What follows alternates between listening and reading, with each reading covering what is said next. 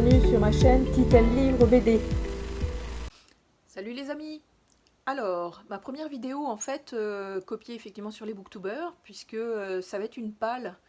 Donc ma pile à lire, je vais déterminer le nombre de bandes dessinées que je veux lire pour cet été. On est quand même pas mal avancé parce que je tourne cette vidéo, on est le 20 juillet, donc ça va me laisser le mois d'août et probablement un petit peu du mois de septembre là-dedans. J'ai choisi 20 bandes dessinées, j'ai choisi uniquement des one-shots, parce que les séries, effectivement, j'en ai aussi beaucoup à lire, mais j'ai préféré cibler pour l'instant juste des histoires individuelles. J'ai une bonne sélection, mais c'est sûr qu'il m'en reste peut-être encore le x3 là, à lire en one-shot pareil. Mais c'est ça. Donc on va démarrer tout de suite. Avec le premier, qui a d'excellentes critiques, puis que vous avez certainement dû déjà voir passer, c'est Okae. Donc c'est chez le label, c'est au label 619, puis c'est scénarisé et dessiné par Neyef. Alors les dessins, ça donne ceci. Et en fait c'est l'histoire d'un jeune garçon, un jeune indien, qui a été élevé par des prêtres, puis qui cherche en fait son identité, qui cherche qui il est, et qui va croiser la route en fait d'un autre indien, amérindien en tout cas, qui est beaucoup plus violent et plus énervé, et disons, et qui vont vivre en fait ensemble une aventure qui va leur permettre de découvrir leur propre culture et leur place en fait dans l'Amérique de ces années-là en fait. Donc ça c'en est un. Il y a Gemma aussi, Les Ombres Corses, que j'ai sélectionné, qui est donc des éditions Delcourt et qui est de Donadille et Regla Visavona, pardon, excusez-moi. Puis ça c'est plus une histoire, c'est un petit peu comme une enquête policière. Policière. Il y a un monsieur en fait qui retrouve une photo dont il veut trouver la provenance, et il se retrouve en fait en Corse.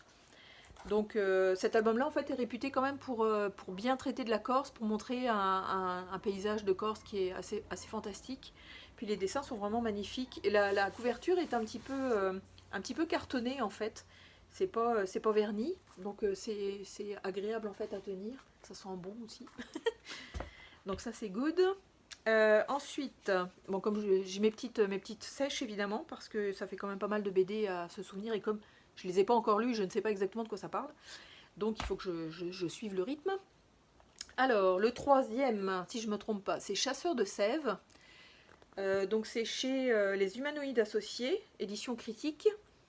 Puis c'est, alors je vais regarder qui fait le scénario, si c'est indiqué. Oui, scénario et dessin, c'est Alexandre Ristortelli. Puis les couleurs, c'est Anne-Lise Sauvêtre et Alexandre aussi. C'est d'après l'œuvre de Laurent Jeunefort. Donc les dessins, ça donne ça, c'est magnifique, vraiment, c'est superbe. C'est vraiment superbe. Et ça sent bon la BD aussi. Oh my god, ça sent super bon l'encre de BD, j'adore. Ça c'est quelque chose qui va avec les bandes dessinées quand on les lit, c'est vraiment l'odeur. Alors, le Chasseur de Sève, donc l'idée c'est en fait de sauver l'arbre-monde, qui apparemment se meurt, donc on parle d'écosystème, de nature, puis c'est toute une aventure qui va se passer effectivement au cœur des racines de cet arbre, qui donne en fait la vie au reste de l'univers. Donc j'ai hâte aussi. Alors le petit quatrième, tout le monde le connaît, évidemment, c'est 1629, ou l'effrayante histoire des naufragés du Jakarta. Donc c'est aux éditions Glénat.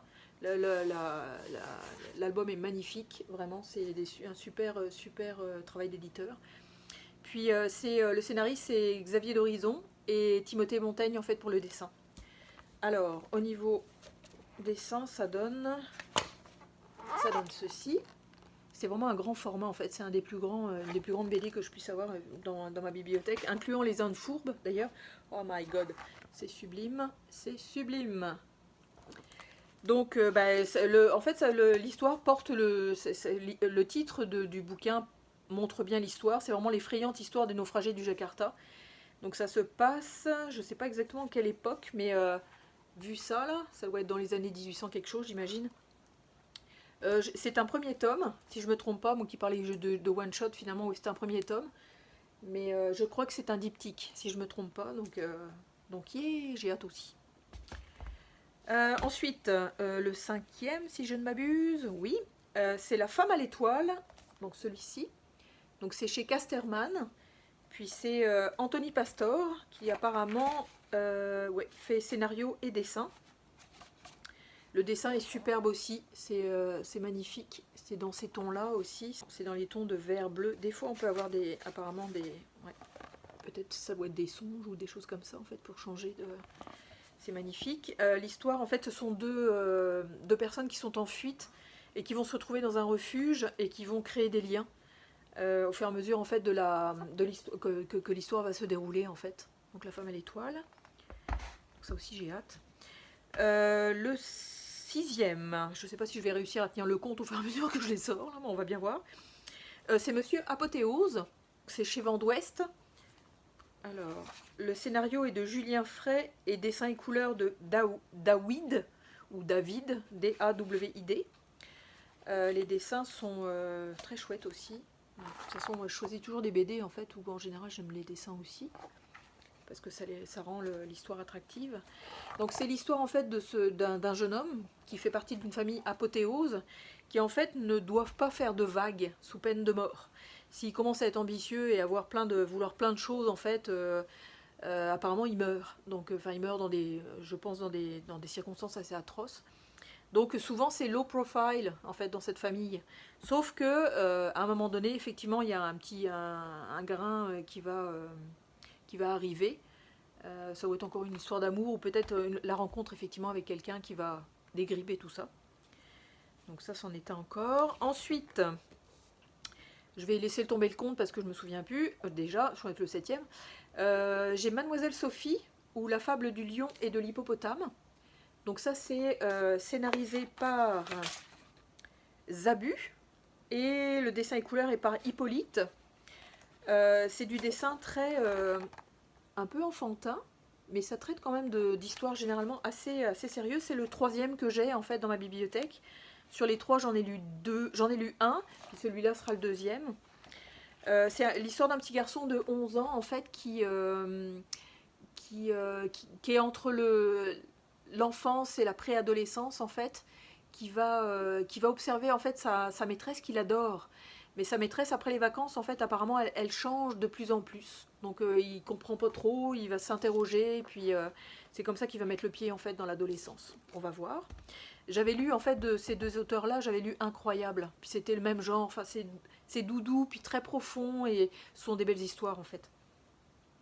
Ensuite, donc le 8e si je ne m'abuse, c'est Mescal, donc ça va être un petit peu plus trash. C'est chez Soleil, et alors le scénario est on va dire je pense c'est de Kevin Stevens, et les dessins de Jeff, donc J-E-F. Alors les dessins ça donne ça. Ok. Ça c'est plus policier en fait, c'est plus mafia, il se tire dessus. En fait c'est un jeune homme qui recherche son père, donc il va encore traverser des choses et des épreuves et tout. L'arrière est chouette aussi. Le 4e de couverture est vraiment beau. Ouais, j'ai hâte aussi.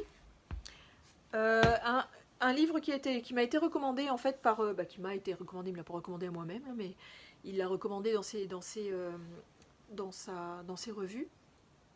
Je pense que c'est Kevin de Full Metal Comics. Merci Kevin. Encore une fois, merci pour mon porte-monnaie. Puis en fait ça s'appelle Salamandre. Donc c'est de... Alors, voyons voir. Bon, c'est Monsieur Kulbart, je pense. Ça a été traduit, je crois. Traduit par Cédric Callas.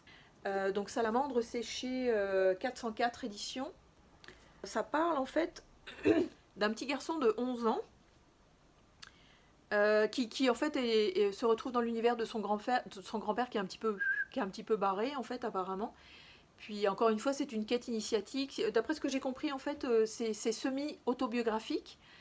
Donc ça va être c'est chouette souvent quand ça part d'une histoire réelle en fait. Donc j'ai hâte de le lire aussi. Il paraît que Kevin l'a beaucoup apprécié donc j'en ferai ma revue aussi. Le 9e, si je ne m'abuse, c'est le dernier quai. Oups, que je ne mets pas ma main devant quand même. Donc le dernier quai, qui est chez Grand Angle et qui a été, je pense, scénarisé et dessiné par Nicolas Delestré. Alors, au niveau des dessins, ça donne ceci. Ça donne ça. Donc, ça donne ça. Alors, l'histoire pour le dernier quai, c'est donc... c'est comme le passage, c'est comme un purgatoire en fait. Il y a des clients qui arrivent dans un hôtel, qui sont pris en charge par un monsieur qui s'appelle Émile, qui les accueille, qui les écoute, qui leur demande ce qu'ils veulent faire, vers où ils veulent se diriger. En fait, c'est lui qui les guide en fait vers probablement le paradis ou l'enfer, j'imagine. Mais sauf qu'il y a un moment donné, ça va gripper parce que les nouvelles personnes qui arrivent à l'hôtel n'ont pas de mémoire. Donc ça va être difficile de pouvoir les caser parce qu'ils n'ont pas d'histoire. Donc ça va être il paraît que c'est une bonne critique aussi sur celui-là. Ensuite, le 10e, si je ne m'abuse, c'est Frontières. Frontier, il y a un peu de reflet, donc Frontier. Qui lui, c'est chez Label 619. Ils sont magnifiques ces bouquins-là, moi je les trouve, même la tranche elle est waouh, c'est superbe. Ça se voit bien dans une bibliothèque en fait, du jaune comme ça. Puis, c'est scénario, dessin et couleurs. Il fait tout, le monsieur. C'est Singelin. Alors, les dessins, ça donne... C'est un petit peu fouillis. J'avoue que moi, j'ai un petit peu de... je sais pas trop. Il y a beaucoup de détails dans chaque case. On va voir si ça se lit fluidement. Au pire, je lirai les bulles. Hein. Là, c'est un petit peu plus aéré, disons. Mais ça donne ça. Donc, Frontières. C'est l'histoire de 3 personnages qui, en fait, cherchent leur place dans l'espace. Il y en a une qui s'appelle Ji-Soon, c'est une ingénieure frustrée, Alex, un ouvrier né dans l'espace, et Kamina, une ex-mercenaire. Donc ils essayent de trouver leur place dans cet univers froid et hostile. J'ai hâte aussi. Alors, celui-là, oui, il va falloir que j'attaque. Faut que j'attaque en fait Jeff Lemire, parce que je ne connais pas du tout ses scénarios pour l'instant. Donc j'ai décidé de commencer par le labyrinthe inachevé, donc qui est dans la collection Futuropolis. Parce que je ne connais pas son dessin, je connais pas ses scénarios, mais ah mon dieu, j'en entends parler et c'est tout le monde capote. Donc j'ai hâte de commencer ça. L'histoire en fait c'est un monsieur qui a perdu sa fille il y a une dizaine d'années et qui apparemment reçoit un appel à un moment donné, puis la voix qu'il entend c'est la voix de sa fille qui est décédée. Donc il va essayer en fait de rentrer dans un univers qui s'appelle le labyrinthe pour essayer de la retrouver. Il paraît que c'est assez poignant, en fait, c'est très émouvant, et donc j'ai hâte aussi. Ensuite, alors, hop, le 11e, ou le 12e, je ne sais plus où je suis rendue, c'est Rochette, c'est la dernière reine. Alors de lui, j'avais déjà lu Le Loup, et j'ai capoté, je l'avais emprunté à la bibliothèque, et j'ai trouvé ça extraordinaire. Les dessins sont quand même assez sombres, mais très précis quand même. Puis l'animation, enfin le découpage, puis le déroulement de l'histoire en fait est extrêmement prenant, en tout cas pour Le Loup. Donc j'imagine que pour la dernière reine, ce sera la même chose. L'histoire en fait c'est un monsieur qui s'appelle Édouard qui va partager son histoire, enfin l'histoire de l'ours en fait qu'il aurait croisé avec une Jeanne qui est sculptrice animalière. Donc je pense que la vie réelle et l'histoire vont probablement se mêler. Mais ça a l'air d'être assez fou. Là. Donc ça aussi j'ai hâte. Ensuite, alors, Colorado Train.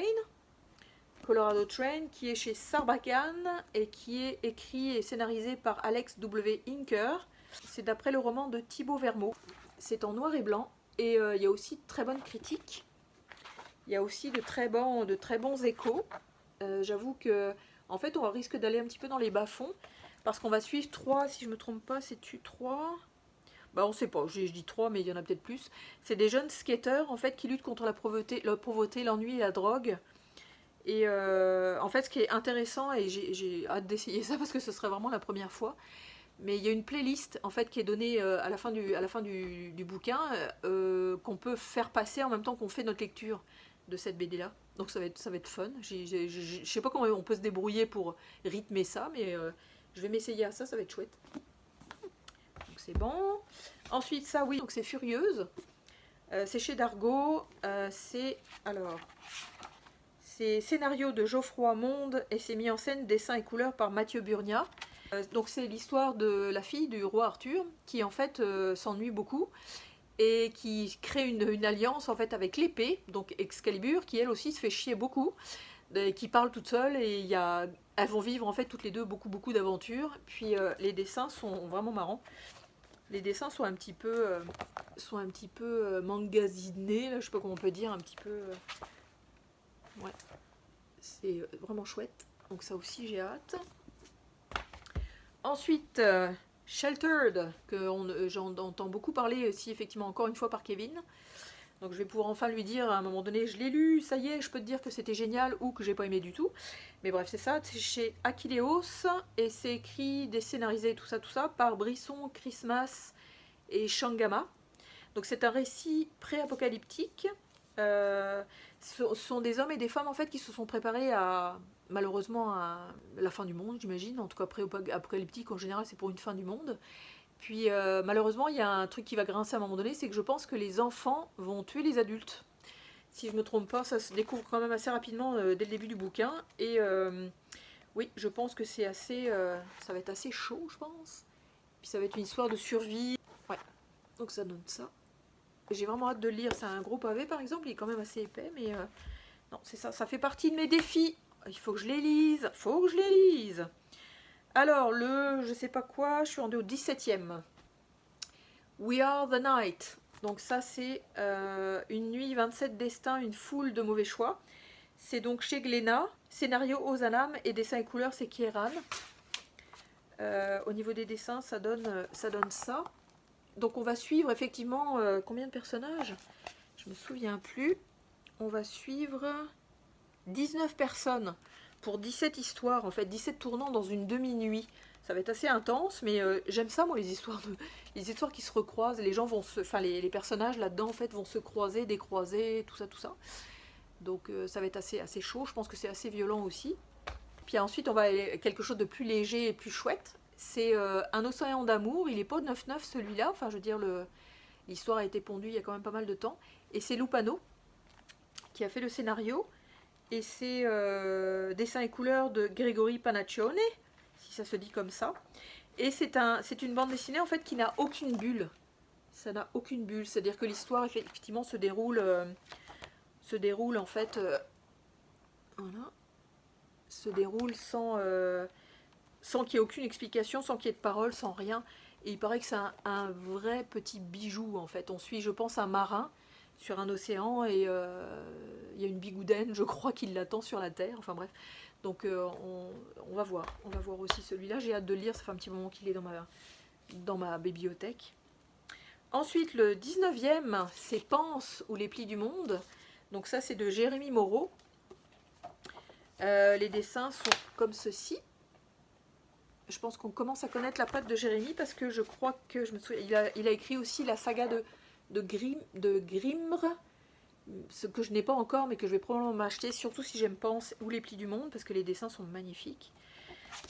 L'histoire en fait de Pense, c'est donc un jeune homme qui vit dans la préhistoire et qui est très contemplatif en fait. Il n'est pas du tout chasseur, il n'est pas ambitieux, mais il est très à regarder la nature, observer tout ça. Il est quand même pas mal solitaire, mais il va effectivement faire découvrir des choses, il va probablement avoir des réflexions philosophiques pour aller plus loin, enfin être un petit peu plus dans la vie, autre que juste la chasse et la cueillette et faire des enfants, disons. Donc j'ai hâte aussi de découvrir Jérémy Moreau. Et le petit dernier, et non le moindre, celui que j'ai depuis au moins 1 an dans ma bibliothèque que j'ai toujours pas lu, c'est La Bibliomule de Cordoue. C'est chez Dargaud, et Lupano et Cheminot. Puis ça va être le fun. Les couleurs sont de Christophe Bouchard. Alors, ça se présente comme ceci. Ok, puis comme ça. Puis en fait l'histoire c'est donc l'aventure d'un eunuque, d'un copiste, d'un voleur et d'une mule qui vont essayer de sauver les vestiges de la culture. Je pense qu'ils vont essayer effectivement de sauver une bibliothèque. Donc ça a l'air vraiment drôle. Ça a l'air chouette, c'est tout plein de... Il y a aussi pas mal de pages sur celui-là. J'ai quand même essayé de choisir des bouquins un petit peu gros là, histoire d'avoir de la matière en fait à vous partager ensuite. Donc voilà pour mes 20 bandes dessinées qu'il faut que je lise. c'est tout bête tout ça. Et pour pouvoir vous en faire des revues, vous dire si j'ai aimé, pas aimé, ou ce qui m'étonnerait fort, parce que j'ai quand même fait un choix assez éclairé par rapport aux critiques que j'ai déjà entendues. Donc voilà, donc ben, on va se dire à bientôt pour une prochaine vidéo, puis je vous souhaite d'excellentes lectures de BD, et à bientôt. Salut!